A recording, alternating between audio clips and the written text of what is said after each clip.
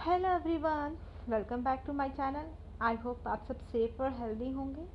कल हमने 11 chapter start किया था मैथमेटिक्स का, क्लास 6 का अलजेब्रा। आधा हुआ था, आधा बचा है। ठीक है, तो चलो बिना टाइम वेस्ट किए इसको स्टार्ट करते हैं क्योंकि बहुत इम्पोर्टेंट है वो। Let's get started.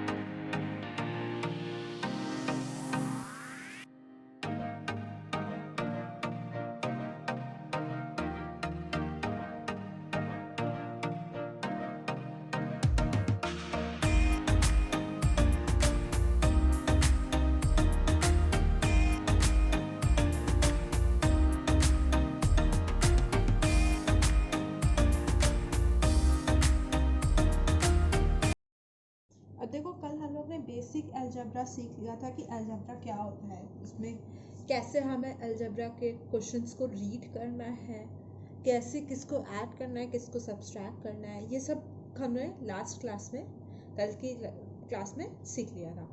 आज हम इसमें एक्सरसाइज 11.4 स्टार्ट कर रहे हैं एंड दो ही एक्सरसाइज बची है, बट काफ़ी इम्पोर्टेंट है एंड काफ़ी बच्चों को इसी में कन्फ्यूजन होता है, इसीलिए हमने आज इसको छोड़ दिया ताकि आराम से आप लोग को समझा पाए। ठीक है, अगर आपने कल की वीडियो नहीं देखी है तो प्लीज़ जाके पहले वो वीडियो देखिए, इसके बाद ये वाली वीडियो कंटिन्यू करिए, तब आपके लिए सारी चीज़ें बहुत आसान हो जाएंगी। तो इसमें फर्स्ट क्वेश्चन हमारा कह रहा है, फर्स्ट क्वेश्चन में कुछ हमें स्टेटमेंट्स दे रखे हैं एंड फर्स्ट क्वेश्चन का भी ए पार्ट है ये। उसमें उस स्टेटमेंट के अकॉर्डिंग हमें कुछ, ये जो क्वेश्चंस दे रखे हैं इनको पूरा हमें सिर्फ अलजेब्रा के फॉर्म में कुछ स्टेटमेंट्स में लिखना है। अच्छा, ये ध्यान रखना हमेशा अलजेब्रा में क्वेश्चंस में वर्ड प्रॉब्लम में आपको दो क्वांटिटी जरूर देगी आपस में कंपेयर करने के लिए, वो कंपेयर करके देगी ही देगी। आपको बस सही क्वांटिटी को पकड़ना है कि किसको हमें क्या लेना है, बस काम इतना ही है हमारा। जब फर्स्ट क्वेश्चन है आंसर द फॉलोइंग, इसमें भी ए पार्ट है, टेक सरिता's present age to be 5 year. इसने बोला जो सरिता है, कोई सरिता लड़की है, कोई भी इंसान है, लड़की लड़का कुछ भी है, हमें नहीं पता क्या है, बट उसकी हमें प्रेजेंट एज हमें लेनी है 5 ईयर्स। तो हम इसका सोल्यूशन स्टार्ट करते हैं। तो जो जो हमसे बोलता जाएगा वैसे वैसे हम इसको लिखते जाएंगे। सरिता's present age is equals to 5 years, हमने लिख दिया। ठीक है, शॉर्ट फॉर्म में मैथ्स का यूज करते हैं। अब इसमें भी इसने फर्स्ट पॉइंट हमसे बोला है, what will be her age after 5 years from now. Question का मतलब समझो, बस उसकी एज क्या हो जाएगी आज से 5 साल बाद। अगर आपकी एज आज 7 साल है तो आज से 5 साल बाद आपकी एज क्या हो जाएगी, तो आप क्या करोगे, 7 + 5 कर दोगे, 12 हो जाएगी। सिंपली ऐसे ही किया जाता है। अगर आपकी एज 20 ईयर्स है, आज से 5 साल बाद आपकी एज क्या हो जाएगी, 20 + 5 कर दोगे, 25 हो जाएगी। ऐसे ही तो किया जाता है।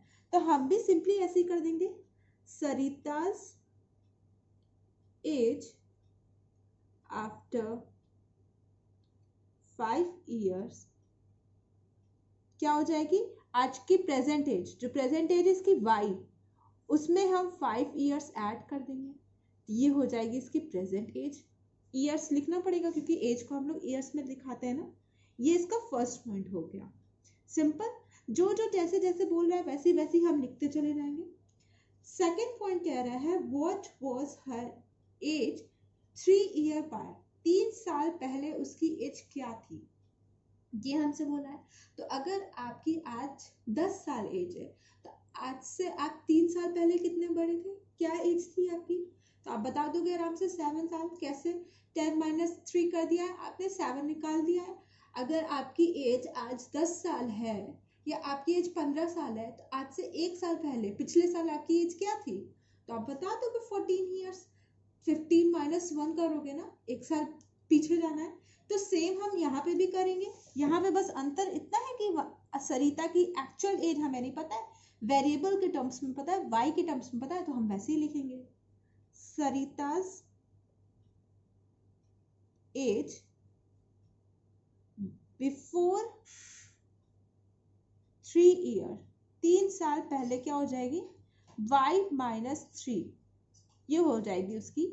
ईयर्स लिखना पड़ेगा क्योंकि ईयर में बोला जाता है, इसलिए हम लोग ईयर ऐड कर देना, या जो भी टर्म होगा, जो भी वैल्यू होगी, यूनिट होगी, वो हम लिख देंगे। नेक्स्ट थर्ड पार्ट इसका कह रहा है सरिता's grandfather is 6 times her age. What is the age of her grandfather. जो सरिता के ग्रैंडफादर हैं, दादाजी हैं, उनकी 6 गुना है उसकी एज के। जैसे मान लो आपकी एज अभी 10 साल है और आपके दादाजी हैं, उनकी एज आपसे 2 गुना है। एग्जाम्पल, वैसे इतना पॉसिबल नहीं है, 2 गुना नहीं, 8 गुना है। मान लो दादाजी है तो 8 गुना कर देते हैं हम, तो क्या हो जाएगी, आप कैसे बोलोगे, 8 इंटू आपकी प्रेजेंट एज, 8 इंटू 10। यही तो गुना का मतलब क्या होता है, टाइम्स का मतलब क्या होता है, मल्टीप्लाई करना। एज इंटू 10 सिंपली हो जाएगा। तो सरिता के ग्रैंडफादर की क्या हो जाएगी, Sarita's grandfather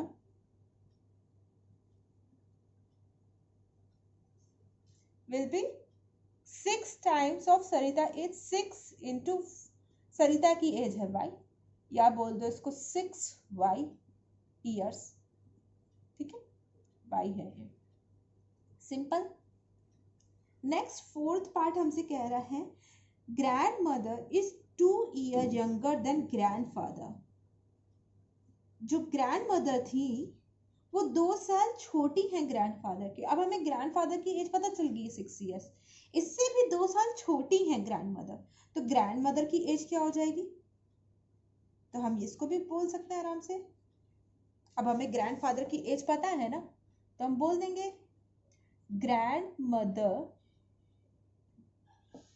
is equals to, जो ग्रैंडफादर की एज है उसमें 2 साल कम कर दो, यानी 6y उनकी एज है, हमें 6y के टर्म में ही ना पता है, और तो हमें कुछ पता नहीं है, -2 कर देंगे तो ये हो जाएगी टोटल ग्रैंड मदर की एज। सिंपली जो चीज हमसे बोलता जाएगा वैसे हम करते जाएंगे। ये थर्ड, ये फोर्थ। नेक्स्ट फिफ्थ पार्ट ये हमसे कह रहा है कि Sarita's father's age is 5 year more than 3 times of Sarita age. What is her father age?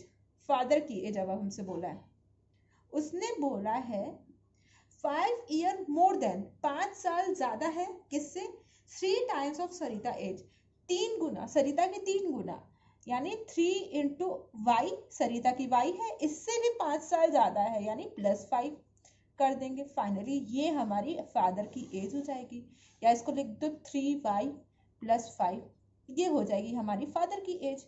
तो जो जो इसने जैसे जैसे हमसे बोला कि वैसे ही हम स्टेटमेंट्स में लिखते चले गए।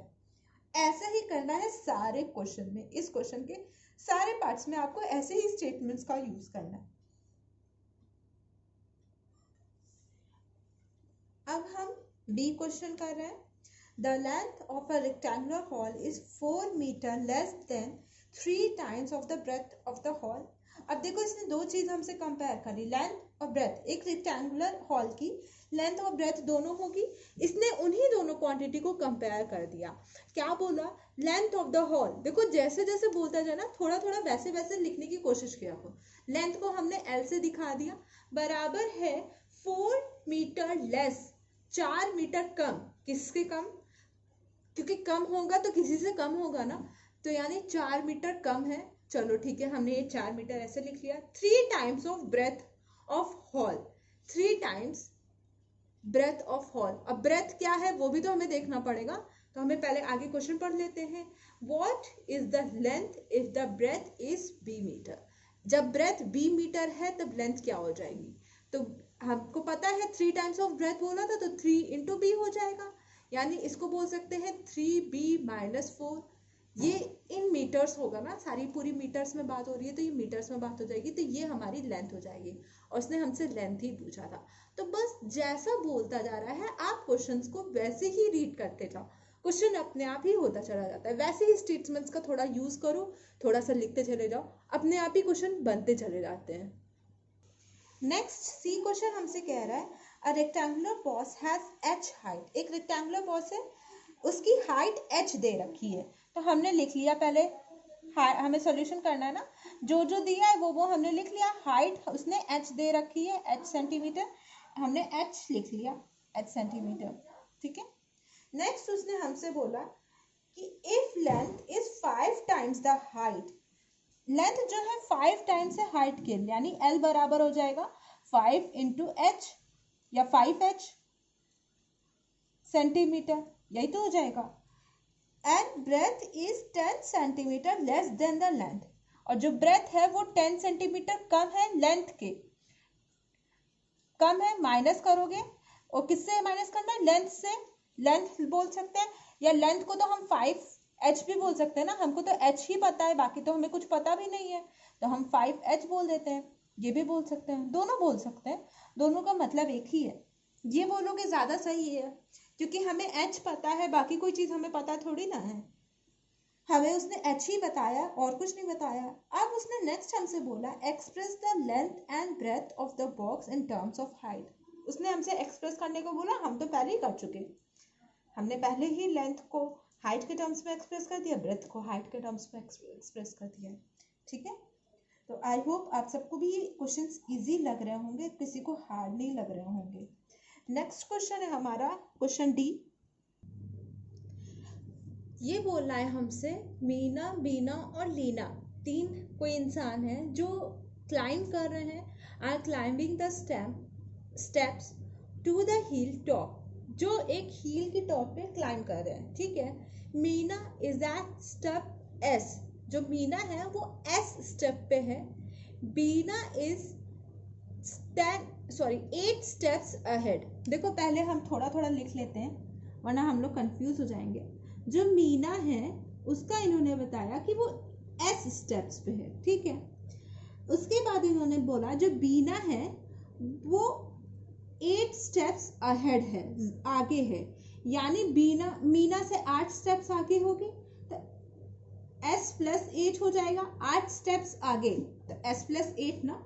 अगर हम आपसे बोले कि हम 2 स्टेप्स पे हैं और मेरा एक फ्रेंड है वो 3 स्टेप्स आगे है मुझसे, तो आप समझ जाओगे कि वो 5 स्टेप्स पे है, 2 प्लस 3 5 ना, एग्जैक्टली वैसे ही।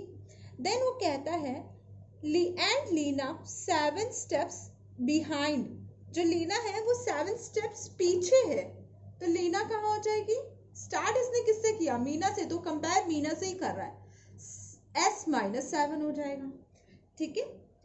Where are Beena and Meena, हमने बता दिया कि बीना और मीना सब कहाँ हैं। The total number of steps to the hill is 10 less than 4 times what Meena reach, express the total. अच्छा, वो टोटल स्टेप्स बता रहा है कि टोटल कितने स्टेप्स हैं, 10 लेस देन, 10 कम है, माइनस 10 कर दिया, 4 टाइम्स मीना रीच, 4 टाइम्स जहां मीना पहुंची है, मीना कहाँ पहुंची है, एस पे, तो 4 टाइम्स ऑफ मीना यानी 4 into S, simply 4s minus 10 हो जाएगा। अब वो कह रहा है express the total number of steps using S. अब देखो उसने हमने बीना की भी एस से बता दी, लीना की भी एस से बता दी, और टोटल भी एस से बता दी, हमें एस से ही बताना था, ठीक है। तो ऐसे ये सारे क्वेश्चन होंगे। ई वाला क्वेश्चन इसका रह गया है, कुछ क्वेश्चन सारे तो हम नहीं कराएंगे ना, कुछ तो आपको भी अपनी प्रैक्टिस के लिए करने पड़ेंगे। तो बेसिकली इसमें करना कैसे है ये हमने बता दिया है, बाकी थोड़ा बहुत इसको आपको अपने तरीके से करना पड़ेगा। जैसे इसमें सेकंड क्वेश्चन हमारा कह रहा है change the following statement using expression with statement in ordinary language, जो नॉर्मली लैंग्वेज हम लोग यूज करते हैं उसमें करना है। फर्स्ट पार्ट कह रहा है, ए पार्ट कह रहा है the notebook cost ₹8, the book cost ₹3p।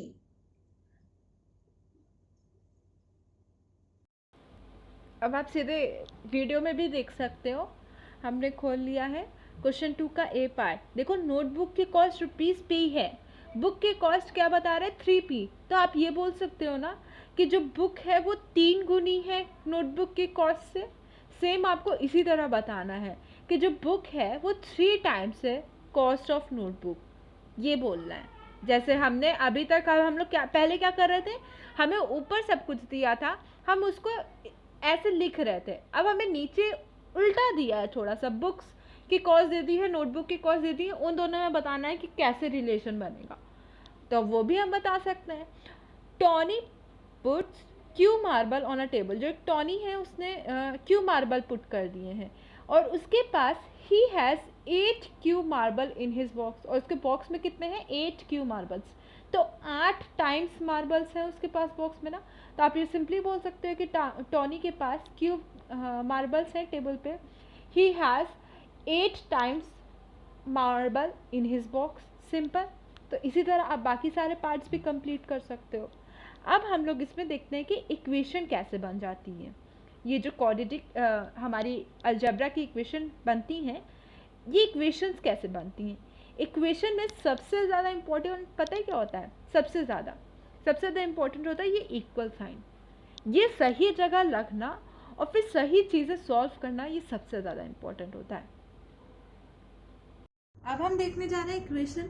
अभी मैंने आपको बताया कि इक्वेशन लिखने के लिए जो सबसे इम्पोर्टेंट और चीज़ है वो हमारी इक्वल का साइन है।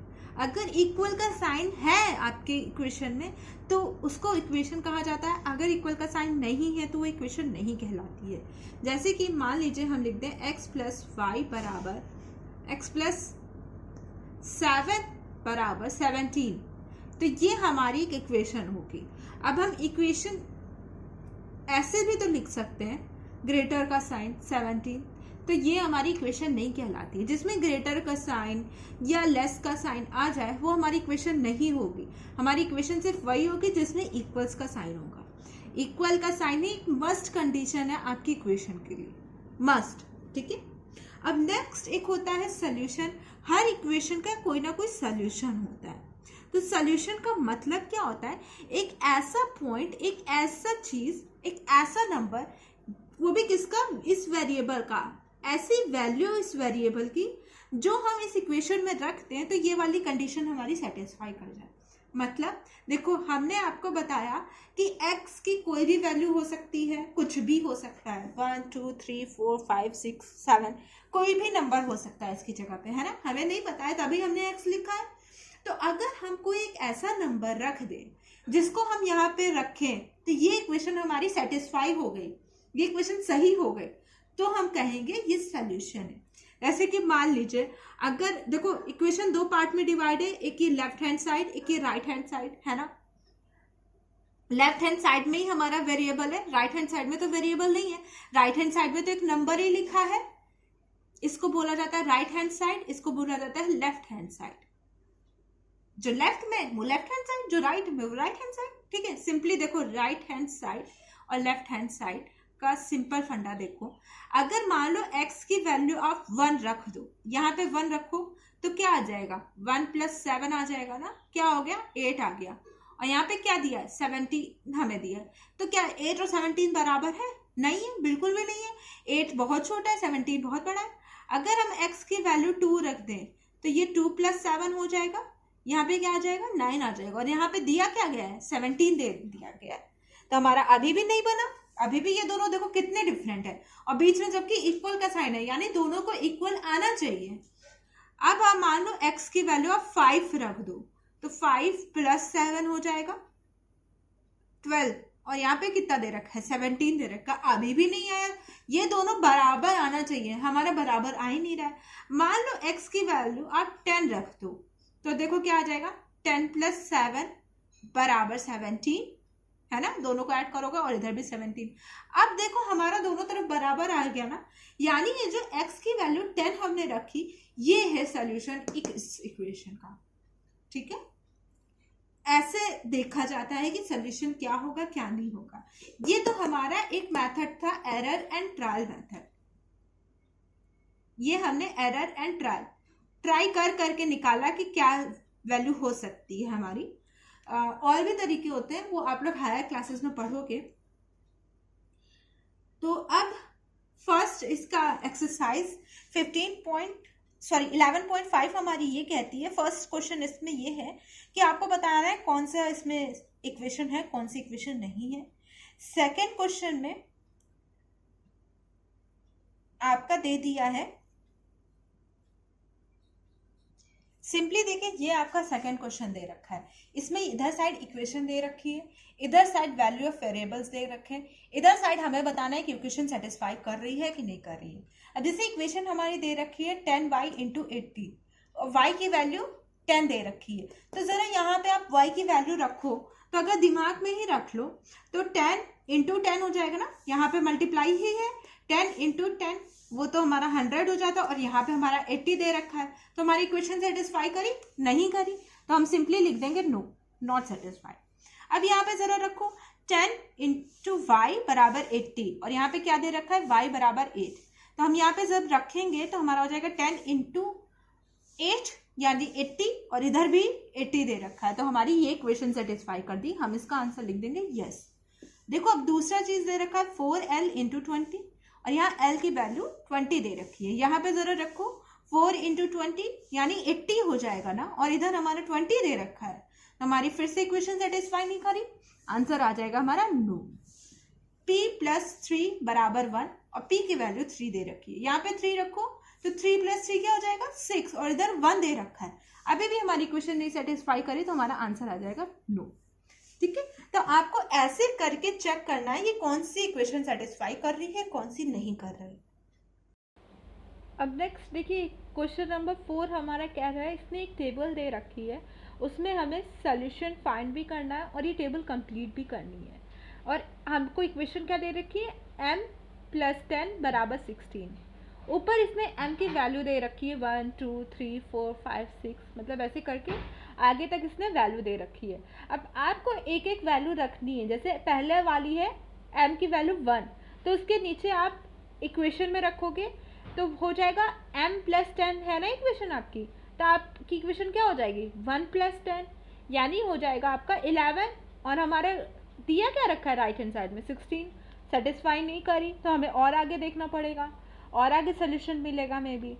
2 रखो तो क्या हो जाएगा 2 प्लस 10 यानी 12, अभी भी नहीं सेटिस्फाई किया, हमें तो 16 चाहिए। 3 प्लस 10 यानी 13 हो गया हमारा, अभी भी नहीं सेटिस्फाई हुआ। 4 प्लस 10 14 हो गया। ऐसे ही करके आपको ये टेबल भी कंप्लीट करनी है, और जहाँ पे आपका दोनों तरफ 16 16 आ गया वही आपका सोल्यूशन हो जाएगा, वही m की वैल्यू आपकी सोल्यूशन हो जाएगी। ठीक है, तो इसी टाइप से a b c d ये 4 टेबल्स इन्होंने दे रखी हैं, चारों टेबल इसी तरीके से कंप्लीट होंगी। ओके,